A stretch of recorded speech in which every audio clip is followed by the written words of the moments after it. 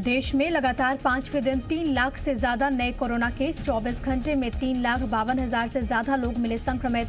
2,812 लोगों की मौत। देश के अस्पतालों में ऑक्सीजन की उपलब्धता बढ़ाने को लेकर केंद्र सरकार का बड़ा कदम। पीएम केयर्स फंड ने 551 मेडिकल ऑक्सीजन जनरेशन प्लांट के लिए फंड के आवंटन को दी मंजूरी। अमेरिकी राष्ट्रीय सुरक्षा सलाहकार ने एनएसए अजीत डोभाल से की बात। कहा, जरूरत के समय भारत की मदद के लिए दृढ़ संकल्प। न्यूयॉर्क से 318 ऑक्सीजन कंसंट्रेटर भारत के लिए रवाना। दुनिया के कई देशों ने भारत की ओर बढ़ाया मदद का हाथ। तिरंगे से जगमगाया दुबई का बुर्ज खलीफा। ब्रिटेन ने भी भेजी मदद की बड़ी खेप। कोरोना पर आज उपराज्यपाल के साथ दिल्ली के मुख्यमंत्री की मीटिंग। अरविंद केजरीवाल ने उद्योग जगत से ऑक्सीजन सप्लाई में मदद करने की अपील की।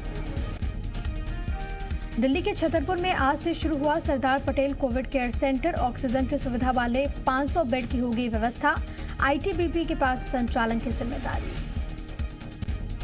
झारखंड के बोकारो से लखनऊ पहुंची दूसरी ऑक्सीजन एक्सप्रेस। रेल मंत्री पीयूष गोयल बोले, ऑक्सीजन सप्लाई में रेलवे का अहम योगदान। देश में तेजी से बढ़े कोरोना संक्रमण पर सीएसआईआर की रिपोर्ट का दावा। कहा, पॉजिटिव पाए गए लोगों में कोई खास एंटीबॉडीज मौजूद न होने के कारण बड़ी संख्या में लोग हुए पॉजिटिव। महाराष्ट्र में कोरोना के 66,191 नए मामले आए सामने। इस दौरान 832 मरीजों की मौत। राज्य में एक्टिव मरीज करीब 7 लाख।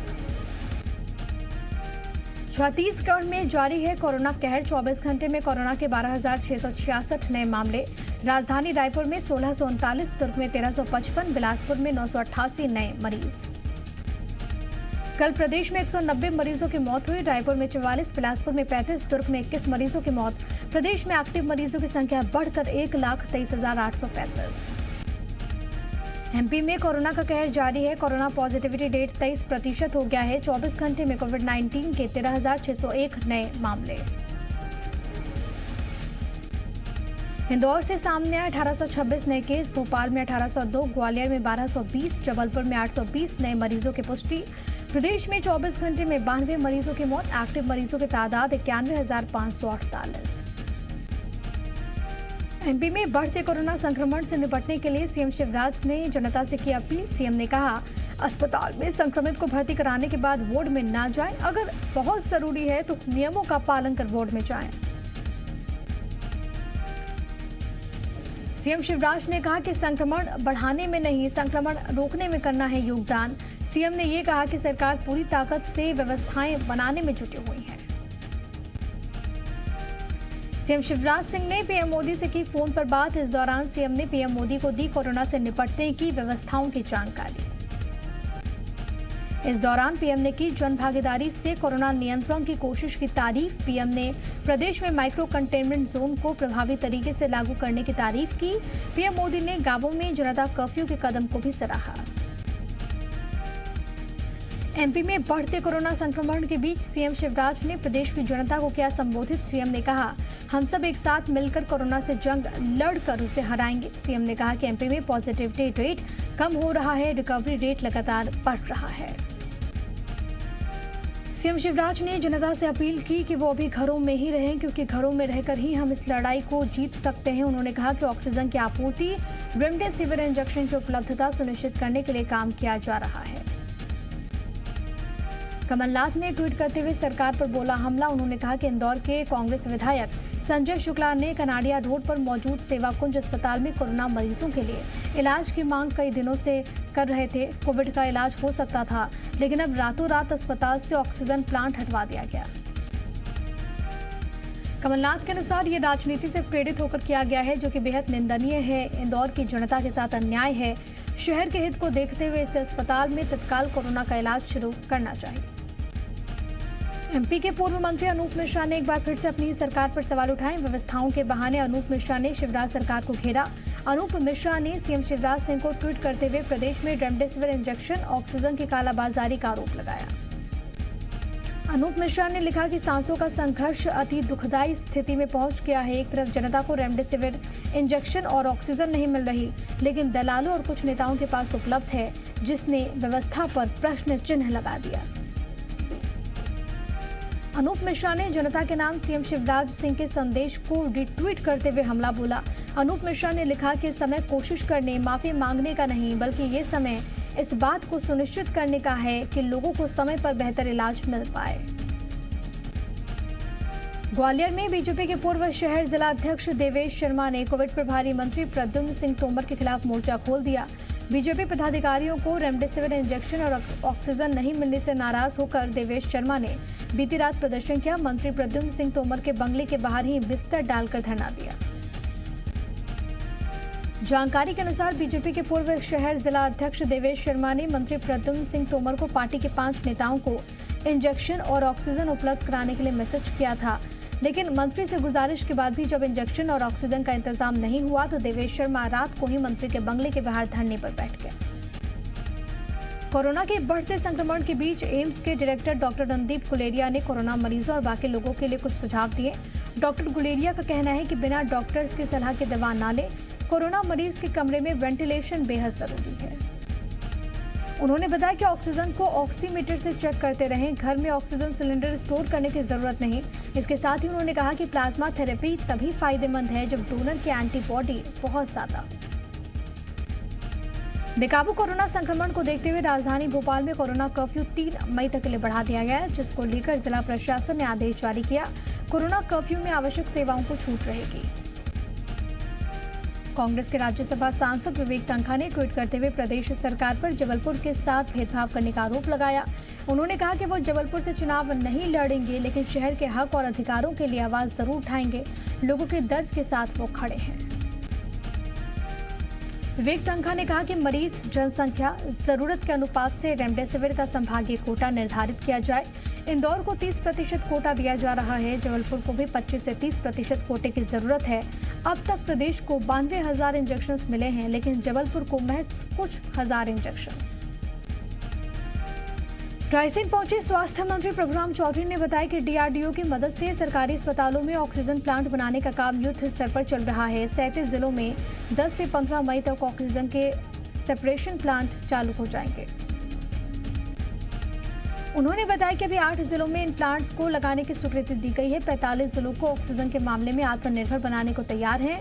प्रभुराम चौधरी के अनुसार प्रदेश में ऑक्सीजन की दिक्कत को दूर करने वायुसेना, रेलवे की मदद से ऑक्सीजन मंगाई जा रही है। ग्वालियर के कोविड प्रभारी मंत्री Pradyumna Singh Tomar smart city control command centre पहुंचे, जहां उन्होंने मरीजों के इलाज के लिए चल रहे कामों का जायजा लिया। मंत्री प्रद्युम्न सिंह तोमर ने होम आइसोलेशन में रह रहे 5 कोविड मरीजों से बात की। छत्तीसगढ़ में कांग्रेस विधायकों की विधायक निधि टीकाकरण अभियान में होगी इस्तेमाल। 1 मई से वैक्सीनेशन का तीसरा फेज शुरू होगा, जिसके तहत 18 साल से ज्यादा उम्र के सभी लोगों को वैक्सीन लगेगी। भूपेश सरकार ने सभी को मुफ्त टीका लगाने की घोषणा की है, लिहाजा अब कांग्रेस विधायक आगे आए हैं और उन्होंने अपनी विधायक निधि की पूरी राशि मुफ्त कोरोना टीकाकरण के अभियान में इस्तेमाल किए जाने की सहमति दी। कांग्रेस विधायकों ने अपने फंड को खर्च करने का अधिकार सीएम को सौंपा है। छत्तीसगढ़ के स्वास्थ्य मंत्री टीएस सिंहदेव ने कोरोना वैक्सीन को लेकर एक बार फिर से केंद्र सरकार पर बोला हमला। टीएस सिंहदेव ने कहा कि इस दौर में जब केंद्र सरकार को वैक्सीन राज्यों को मुहैया करवानी चाहिए थी, केंद्र ने वैक्सीन खरीदने का जिम्मा राज्यों पर छोड़ दिया। वैक्सीन के दाम को लेकर सीएम भूपेश बघेल ने केंद्र सरकार पर ट्वीट करते हुए बोला हमला। उन्होंने कहा कि केंद्र सरकार को 150 रुपए में मिलने वाली वो वैक्सीन अगर प्राइवेट हॉस्पिटल में लगवाएंगे तो 1200 रुपए खर्च करने होंगे। सीएम के अनुसार आपदा भी जनता ही झेले, आपदा से बचने का आर्थिक बोझ भी जनता ही झेले। आपदा को अवसर में बदलकर अपनी जनता को लूटने वालों का सिस्टम केंद्र सरकार ही है। छत्तीसगढ़ से ऑक्सीजन टैंकर लखनऊ भेजे जाने पर बीजेपी ने उठाए हैं सवाल। बीजेपी का कहना है कि कांग्रेस आपदा में राजनीति के अवसर तलाशती है। बीजेपी का कहना है कि ऑक्सीजन भेजने के साथ ही सरकार इस बात की घोषणा करे कि प्रदेश में किसी को भी ऑक्सीजन की कमी नहीं होगी। इस पूरे मामले पर कांग्रेस ने बीजेपी पर पलटवार करते हुए कहा कि बीजेपी दिमागी कोरोना से ग्रस्त है, इसी वजह से वो संकट के वक्त भी सियासत कर रही है। छत्तीसगढ़ के पूर्व सीएम डॉक्टर रमन सिंह की फोटो के साथ छेड़खानी। पीएम मोदी के खिलाफ सोशल मीडिया पर अपमानजनक और झूठा प्रचार करने वालों के खिलाफ प्रदेश बीजेपी ने शिकायत दर्ज कराई। बीजेपी का आरोप है कि पूर्व सीएम डॉक्टर रमन सिंह की तस्वीर को फोटोशॉप कर सोशल मीडिया पर वायरल करते हुए उनके खिलाफ झूठा प्रचार हो रहा है। बीजेपी ने इस तरह का झूठा प्रचार करने वालों के खिलाफ सख्त कार्रवाई की मांग की। कोरोना संकट के बीच रेमडेसिविर इंजेक्शन की कालाबाजारी का खेल जारी है। रायपुर पुलिस ने रेमडेसिविर की कालाबाजारी करने वाले 4 आरोपियों को गिरफ्तार किया। पुलिस ने पकड़े गए आरोपियों से 9 इंजेक्शन 1,38,000 रुपए कैश बरामद किए। पुलिस ने मरीज बनकर आरोपियों से रेमडेसिविर इंजेक्शन के लिए संपर्क किया, जिसके बाद इस गिरोह का खुलासा हुआ। ये गैंग 25,000 रुपए में रेमडेसिविर का एक इंजेक्शन बेच रहा था। कोरोना महामारी के बीच रेमडेसिविर इंजेक्शन की कालाबाजारी थमने का नाम नहीं ले रही है। ऐसा ही मामला उज्जैन में सामने आया। पुलिस ने रेमडेसिविर और एंटीबायोटिक इंजेक्शन की कालाबाजारी करने वाले गिरोह का पर्दाफाश किया है। 8 आरोपियों को गिरफ्तार किया गया। रासुका के तहत कार्रवाई की गई। पकड़े गए आरोपियों के पास से 3 रेमडेसिविर 2 एंटीबायोटिक इंजेक्शन बरामद हुए हैं। आरोपियों में आरडी गार्डी मेडिकल कॉलेज के 2 कर्मचारी, एक फाइनल ईयर का स्टूडेंट शामिल है। इसके अलावा देशमुख अस्पताल के भी कई कर्मचारी हैं। आरोपी अस्पताल में आने वाले इंजेक्शन को ब्लैक में बेचते थे।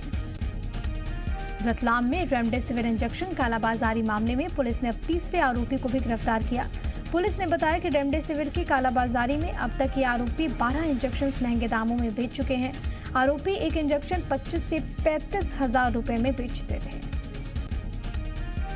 पकड़े गए दोनों आरोपी निजी हॉस्पिटल जीवांश में कर्मचारी हैं और दोनों BHMS के स्टूडेंट हैं। तीसरा आरोपी प्रणव जोशी मंदसौर का निवासी है, मेडिकल दुकान संचालक है। कोर्ट में पेश कर पुलिस ने तीनों को 3 दिन के रिमांड पर लिया।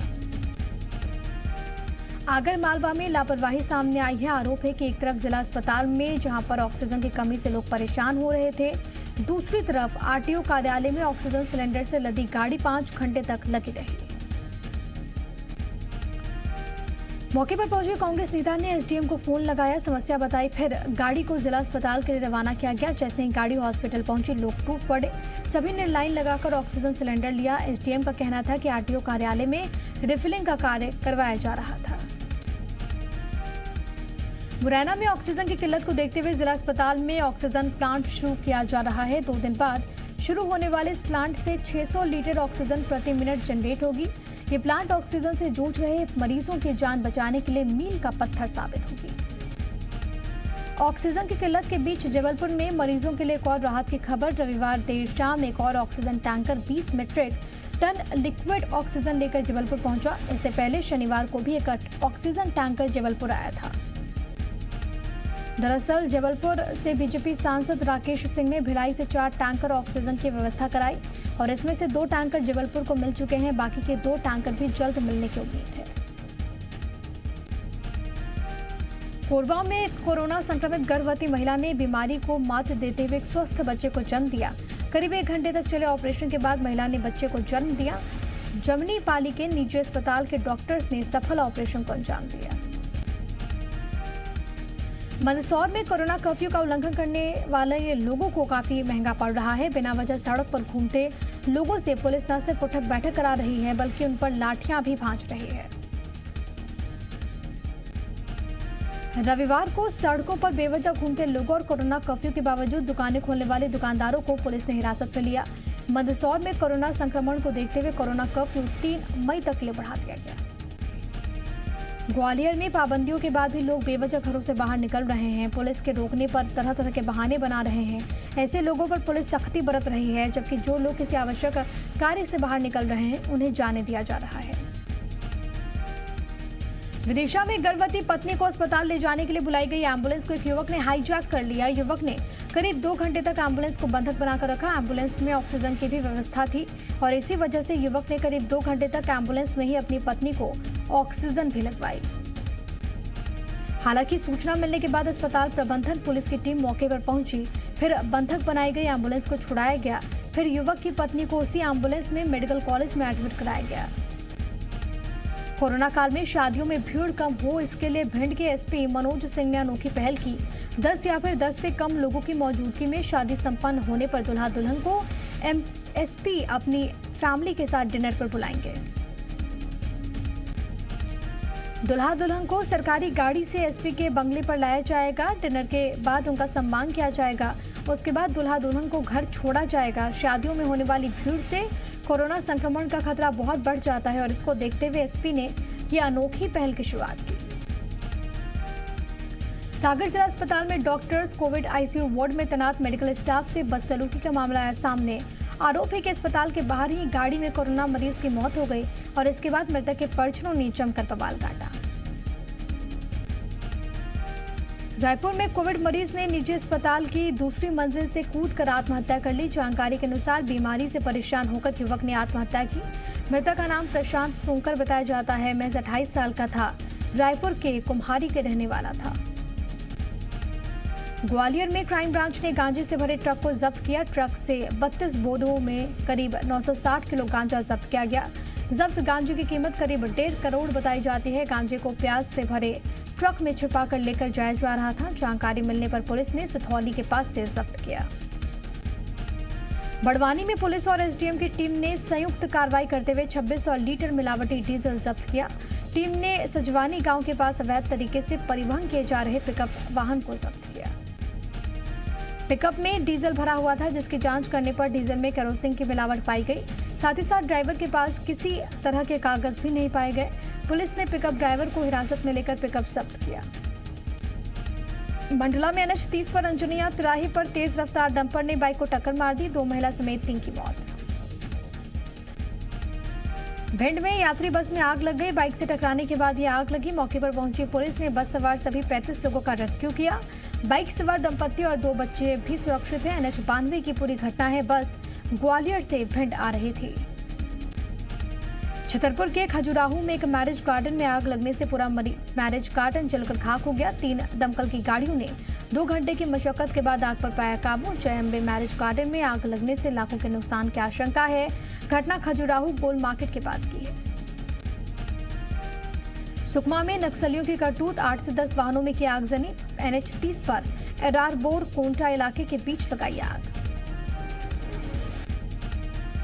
सूरजपुर के तमोर पिंगला अभयारण्य में गंभीर हालत में मिले हाथी के बच्चे की इलाज के दौरान मौत हो गई। 15 दिन पहले हाथी के बच्चे को रमकोला रेस्क्यू सेंटर लाया गया था। डॉक्टर इसका इलाज कर रहे थे, लेकिन कल रात मौत हो गई।